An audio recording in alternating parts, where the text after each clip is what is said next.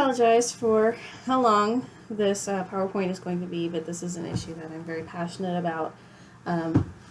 It's something that started after I had my second cesarean section. I started learning a little bit more about what the process entails and why this issue happens to be a problem in the United States. It's something I happen to know a little bit about. I am a doula, which means I help mothers and their partners through their childbirth, like a professional labor coach, I guess you might say. My long-term goal in becoming a nurse is to get my master's degree and to become a midwife. So with all that background information, I'm here to discuss the problem of the rising cesarean rate and why it's a big deal, why we should change it, and how we can go about changing it. Well, let's first talk about how high is it. According to the CDC, the C-section rate in the United States is up to 32%. The number is broken down further. You can find it by local hospital in your state. So locally, what we have is that St. Vincent's Hospital, which was formerly St. Mary's, is their C-section rate is up to 39%. The Women's Hospital at Deaconess in Evansville is 36%, and the Owensboro Medical Health Systems Incorporated here in Henderson, Kentucky, is 39%. So those numbers are pretty high. But what is the magic number? Is there a magic number for cesarean births? According to the World Health Organization, there is. And the World Health Organization says that 10 to 15% of births should be cesarean births. So according to that number, in this area, we are more than 2 times where we should be. When you have less than 10% of births happening by cesarean, that means there are too few resources and women don't have access to the kind of care they need. So that's kind of why they said that number. So you would think then that more is better. Well, no, it's not.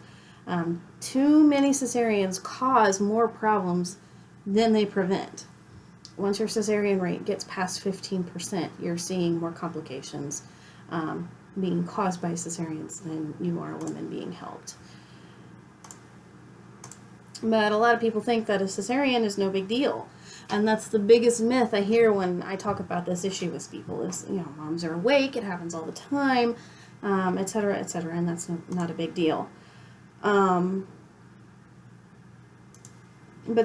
this is, like I said, this is 100% false, and the only reason really that women are awake during this procedure is because bonding and breastfeeding afterwards is so important, and it's made a lot easier because the first hour after birth is a very unique time. During this hour, baby is very alert, their eyes are open, and really they're searching for mama. And when a mom is put under general anesthesia, she's not able to see, hold, or breastfeed her baby for several hours. And this delays bonding, it delays breast milk production, and it does play a part of the mother's mental state after she goes home. I was going to present a video to the class at this point, but I understand that a lot of people are squeamish, so I'll go about it this way. And this is the way someone showed this issue to me. But really what you have are several layers that are being cut when you have a C-section. You have the skin, you have a thick fibrous tissue, it's called the fascia, and then the peritoneum, which is kind of a sac that holds all of your abdominal muscles in place in your abdominal area. Then you have your abdominal muscles, your abs, that are cut. And then you have another separate peritoneum that's called the retroperitoneal, there we go, that is kind of like a sac underneath, like where your stomach is. Like one has your stomach and your small intestine and all that up here, and then the other one has your bladder and your uterus, things like that, and that needs to be cut. And then finally you get down to the uterus, which is the womb where the baby is, and that's cut. And then once all these things are cut and the baby is out, the uterus is actually taken out of the mother. Like, it's still attached, but it's taken out of the mom, so they can see a little bit better. And then the placenta is pulled out of the incision from there, and then the uterus is put back in, and then they go back and start putting the layers back together. And that's why that part takes the longest time. The first part can be done in, it's a matter of a couple of minutes if it's a true emergency. This part takes at least 30 minutes to complete. And so that's a lot of healing that has to go on. And if something goes wrong in one part of that healing process, or, one part gets infected, or something that shouldn't gets nicked, and it's so easy to, you've got the bladder right there, you've got the intestines, you've got all of this stuff, then it can cause a big problem. And the more of these surgeries you're performing, the greater the chances that one of these things is going to go wrong.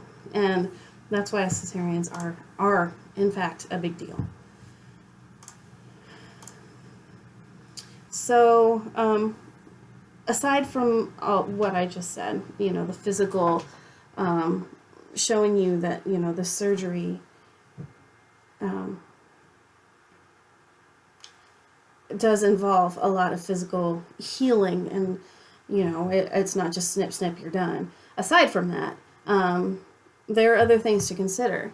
With the cesarean rate being too high, you have financial consequences. You have short-term medical complications just from, like I said, infection and healing. And then you have long-term medical complications that usually affect future pregnancies. So, you put all of these things together, and cesareans are definitely a big deal, not something you want to be taken into, you don't want to go into lightly. Let's just talk about financial consequences for a minute. 20% of people have trouble paying their medical bills. When people don't pay their medical bills, the hospital has two options. They can eat the cost, and that just refers to hospitals taking in those costs for themselves, writing them off as a loss, but they can't make money that way. So then, if that happens enough, then they have to raise the price for the consumer, so the people that do pay the bills are kind of covering the people that aren't paying their bills. Usually there's a little bit of both that goes on in a hospital. And so when we talk about this, when we talk about costs, vaginal delivery with commercial insurance costs over $32,000. A cesarean delivery with commercial insurance costs over $52,000, which is a 46% increase. That's a pretty big jump.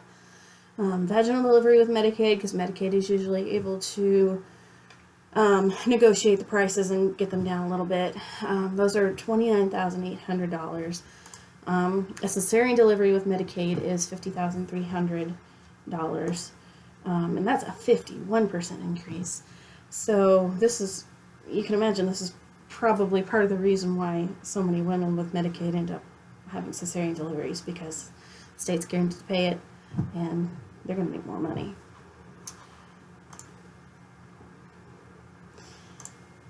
Short-term health complications. You can have hemorrhage, which is a heavy blood loss. This usually requires, almost always it requires a dose of Pitocin, which is a synthetic oxytocin, which is one of those things that helps blood in the uterus, the blood vessels in the uterus close. But also if you have hemorrhage, you could have to have a blood transfusion, which always carries its own risks of, illness from the transfused blood.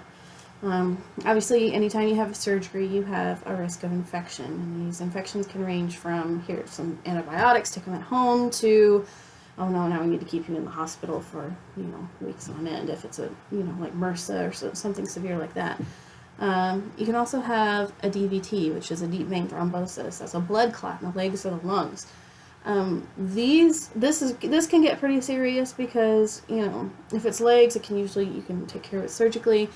If it gets in your lungs, you're having a bigger issue, and, you're having trouble breathing, and, and if it moves into your brain, oh my goodness, that's a huge deal. So they're trying to prevent a DVT as much as possible. You can have bowel problems aside from something being nicked. You can have, you almost always have constipation from um, the pain medication you're on because of the surgery. That almost always slows down your bowels. And anytime you have an incision in your abdominal area, it makes it harder to move your bowels. And that's obviously never fun. You can have injury to other organs, like your bladder or your bowels during surgery. Once look with a scalpel. Doctors obviously are trying their very best to be careful, but they're human too, and they make mistakes, and those things do happen. You have long-term health complications, and as I said before, these are usually these usually come into play in your future pregnancies. A lot of these are dangerous to the life and health of the mother and the baby. Uterine rupture during pregnancy or delivery. Now, I don't want to overstate or understate this risk, because a lot of the times a doctor will overstate this risk because he doesn't want a woman having what's called a VBAC, a vaginal birth after cesarean. And they tend to way overstate it. In all cases, mother and baby die, etc., etc. That's not the case. After one pregnancy, it's less than 1%. However, there are those times that uterine rupture is catastrophic. A lot of times they're not. A lot of times, they're not even caught until after delivery, and they're fine. But sometimes, sometimes they are a big deal. So that is something you have to take into consideration if you're a mom going, well, I just don't want to go through the pain of vaginal birth. Well, that's something you need to consider. And that's another reason why we don't want the cesarean rate being too high. You have various levels of placenta accreta, which is where the placenta embeds into the uterine wall, and this can cause bleeding and premature delivery, which obviously you want to avoid at all costs. This risk tends to be fairly low and then jumps up higher and higher, and the jumps increase as you go, as your number of cesareans increase.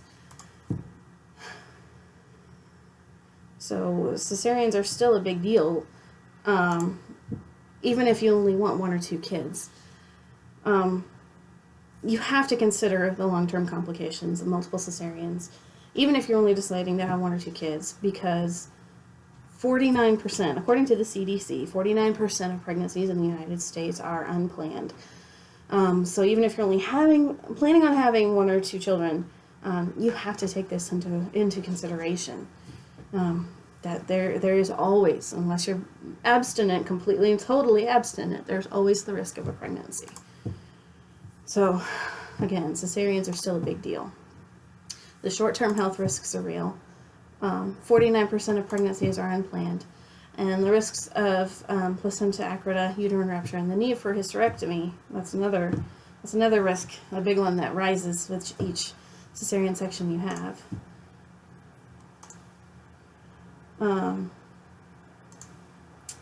The risks of, I've got a chart here for the risks of placenta accreta with each additional surgery. And you can see that, again, like I said, they start out fairly small, less than even 0.5% after one C-section. But you notice the huge jump from 0.5% to 2% after 4 C-sections. And again, when you go from 5 to 6 C-sections, it jumps from a little over 2% to almost 7%. So that's a pretty big risk, increase in risk. These numbers are doubling and tripling over the course of just one additional surgery. So that is definitely something moms have to keep in mind. Again, the risks of hysterectomy, I have a chart here. And you can see the numbers start out pretty low. And actually after the second C-section, it seems to go down a bit. But then it just, again, it starts jumping and doubling and tripling. And then after your 6th C-section, it's up to 9%. So, these issues are a big deal to, parents that want large families. That is a valid option. But after that first C-section, it's so much harder to fight the system and have a vaginal birth. And so, mom's plans on having a family are either cut by these numbers, or she has to look at facing these additional risks. And we talk about the babies. Babies suffer too. They're the most helpless, and they suffer when the C-section rate rises. They're susceptible to injury during surgery. Um, they their need for care in the NICU increases. When you're planning C-sections, there's always the risk of immaturity of the baby due to miscalculation of gestational age and due dates, which does happen. Ultrasounds are not 100% accurate. They're known to be off by quite a large margin. And so then their lungs are just, too immature to handle delivery. So babies definitely are part of the problem and why we have to solve this. And some people argue, but they save lives, so having a higher rate means more lives are being saved. Well, you'd think so, but again, no, that's not how it works. And so, okay, so what? Why do we need to solve this problem again? Well, made it pretty clear. Outcomes are better for mothers and their families and their babies when the cesarean rate is within that target. So, how do we go about solving this problem? That's part of the point of this, right? Well, it's complicated. One way we can do this is by having just fewer inductions. Induction of labor is when you go and artificially start labor before it's started on its own.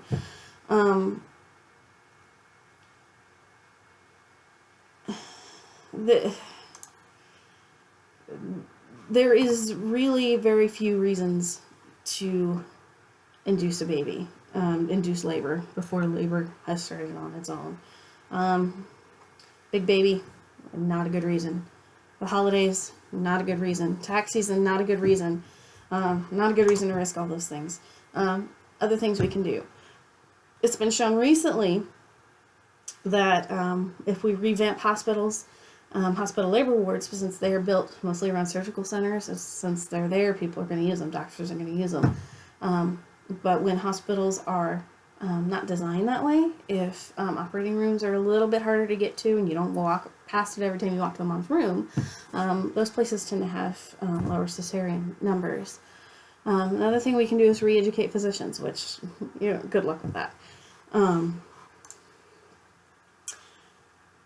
Utilize hospitalists in labor and delivery wards. Hospitalists are doctors that are pretty much have shifts at the hospitals, just like nurses do.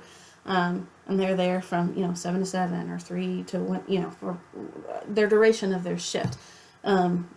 This has shown and tends to decrease the number of cesareans because the doctor is there, knows what's going on, and even when the mom has another doctor outside the hospital, you have someone other than the nurses with a little bit more training telling the woman's obstetrician what's going on. You're getting kind of a different viewpoint on it, and the OB doesn't have to jump up and say, oh, well, I better get going. So that also helps. Why should we reduce inductions? Well, they raise the risk for cesarean by 67%. First-time mom, the risk of needing a C-section, that's pretty high. And we'll discuss why in a minute, but like I said, there is really a small set of circumstances where inductions are worth the risk of a C-section. There are good reasons to induce labor, just like a cesarean. There are some good reasons to have a cesarean.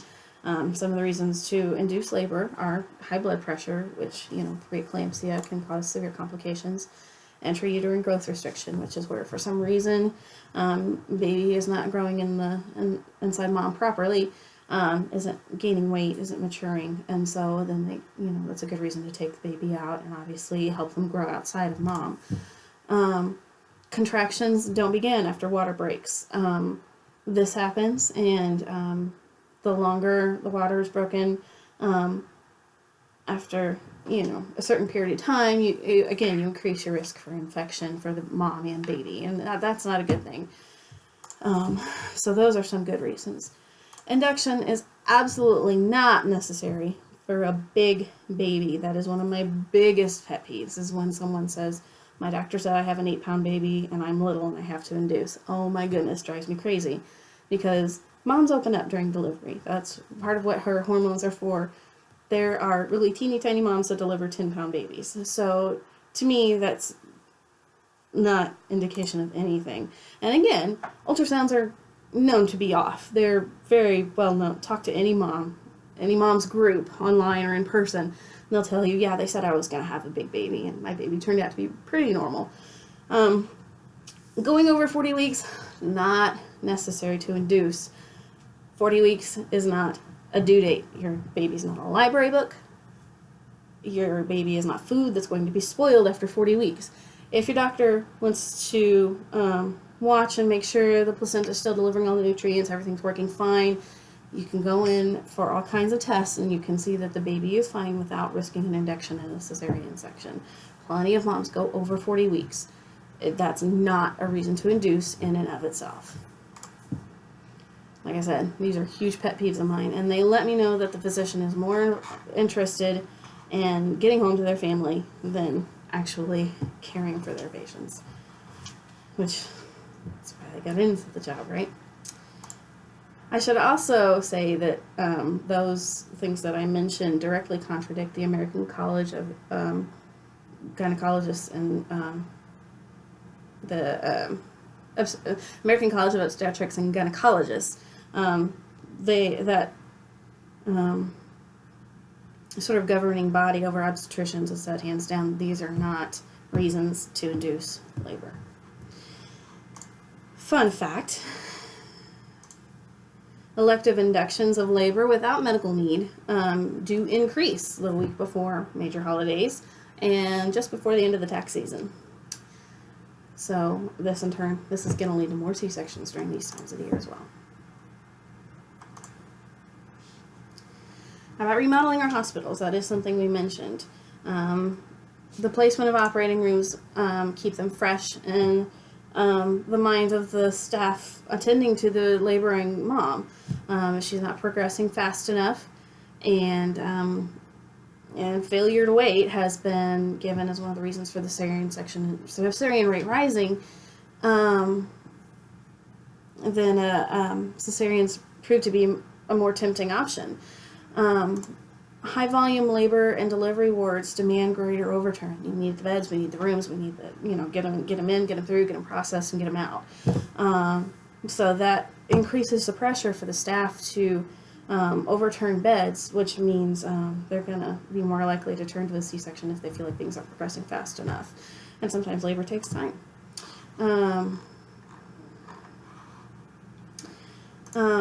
And this also reduces places for women to walk and move around during their labor, which means more time in bed. And walking and using gravity to assist moving the baby down and out of the birth canal is a great asset when you're trying to labor. Spending time in bed means your body's having to work harder to get that baby to where it needs to be. And when there's not a place to walk, chances are mom's going to be stuck in bed. But the bottom line is that this redoing hospitals completely is a very costly option for hospitals. It is not going to likely, it's not going to happen. It's too much for them, and they're probably, for them, it's uncomfortable position because of their fear of lawsuits. Not being 5 seconds closer to the operating room, someone's going to sue, and then, they're scared of that. So that's not really a good option.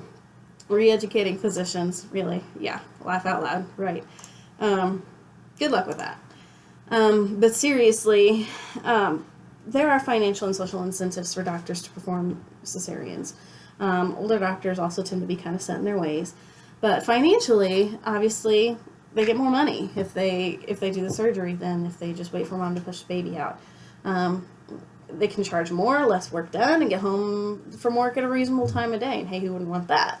And also from a legal standing, there's more of of they have more of a legal standing if if it should come to a lawsuit, because the cesarean tends to convey that, well, we did all we could, whereas a kind of watch and wait and see, which is what labor tends to lend itself towards, leaves more room for the people to say, you should have done something.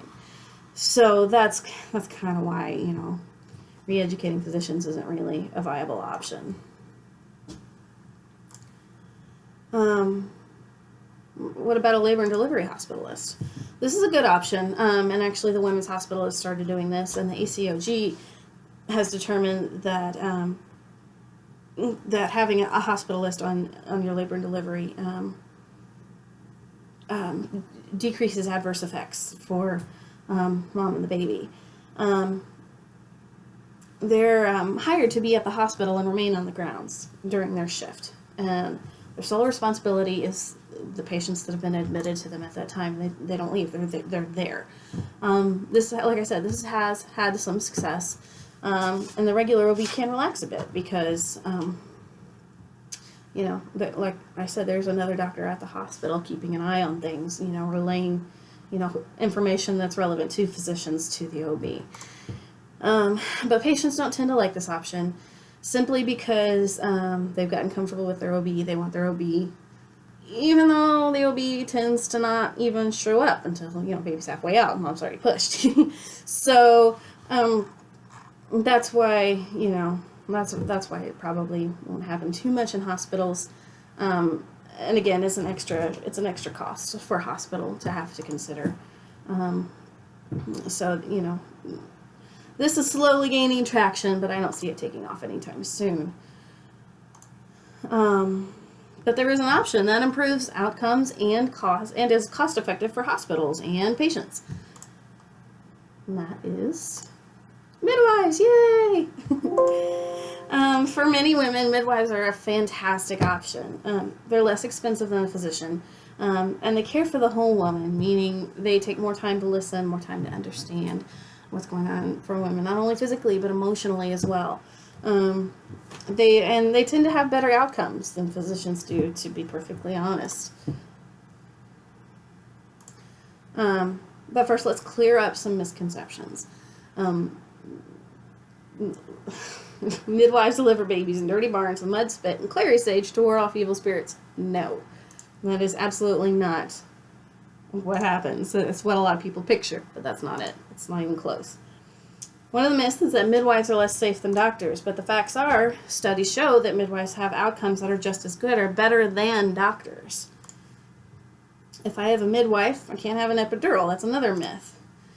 But midwives do and can attend birth in hospital settings, or, especially if they have a good standing relationship with the hospital, they can transfer a mom who previously wanted an out-of-hospital birth to the hospital. So if she needs that kind of pain medication, she can get it. It is all up to her. Midwives don't receive any formal training, and that's a horrible myth. The level of training does vary. There are, different types of midwives, but they all require training. And a certified nurse midwife is a nurse with her master's degree, specifically in midwifery, and that takes, about 6 to 8 years when it's all said and done. Another myth is if I have a home wife, I have to have a home birth. And that, again, is not true. Midwives attend births in all kinds of settings: hospitals, homes, birth centers. And this just varies according to where they feel comfortable practicing and where women feel comfortable giving birth. They can, in larger cities, women utilize all of these places to give birth to their babies.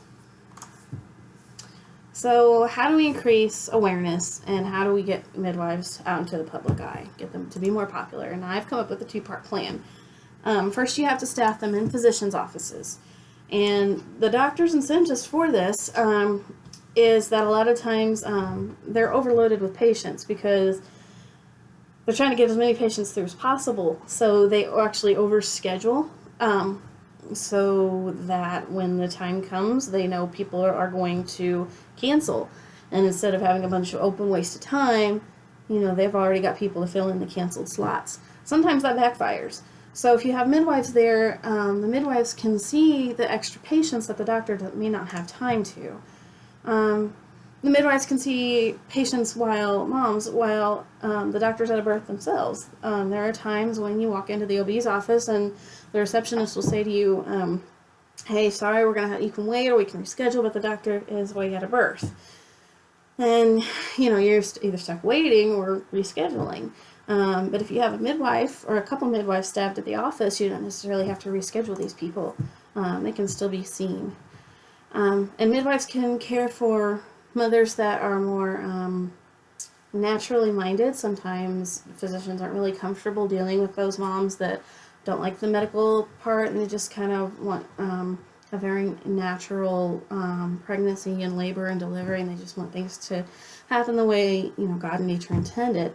And midwives are a lot of the times a lot more comfortable dealing with those moms than physicians are. Hospitals also have great incentive to hire midwives. They can be an alternative to obstetric hospitalists. Now, not all of them. I still think it's a good idea to have some hospitalists on staff in labor wards because, emergencies always crop up. But it doesn't have to be all hospitalists. Midwives can handle those women that come in at 2 a.m. and are laboring, and they're a more cost-effective option than having an extra doctor on staff. They're also less expensive for the patient. Midwifery care tends to cost a lot less than an OB's care. And if they're less expensive, then more patients' bills get paid. That means more money in the hospital's pocket. And again, since midwives tend to deal with the whole woman and they're paying attention to the woman's wants as well as their health needs and their emotions, the hospitals then are more likely to have increased patient satisfaction, which leads to more patients returning to the hospital when they need anything, really, not just having more babies. Birth centers are also a great option. Midwives are the ones who usually attend births and staff birthing centers. And birth centers are good places that bridge the gap between having a home birth and having a hospital birth. Birth centers have a lot of the same kind of options that hospitals have, some of the same equipment, but they're not centered around that medical model of care. Like you see here, they have this great big ball and some, rope to, labor from, and this great seating area and that birth stool. Women that don't want to give birth at home, but they don't necessarily want the medicalized version of what the hospital offers either. This is a great option, and midwives, like I said, stab these. Unfortunately, there are currently no birth centers within a reasonable driving distance of the Evansville area. And outcomes are at least as good at birth centers, and fewer cesareans are performed. And at least $2,000 per birth is saved, and that's good, again, for everyone.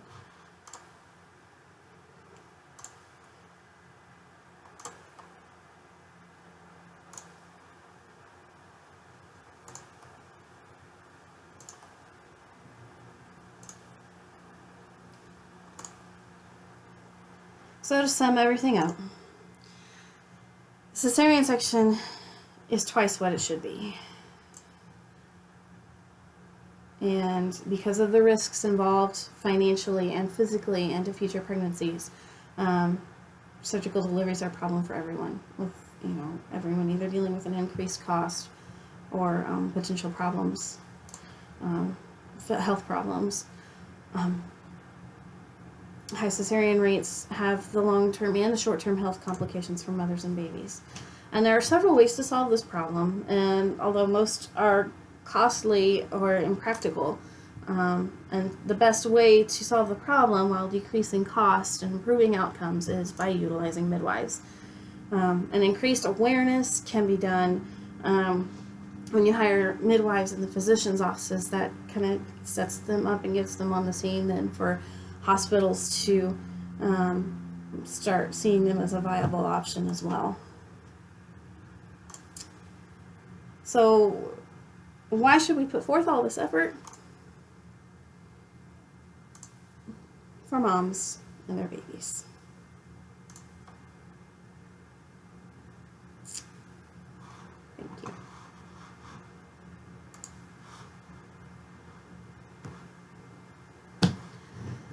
Whew.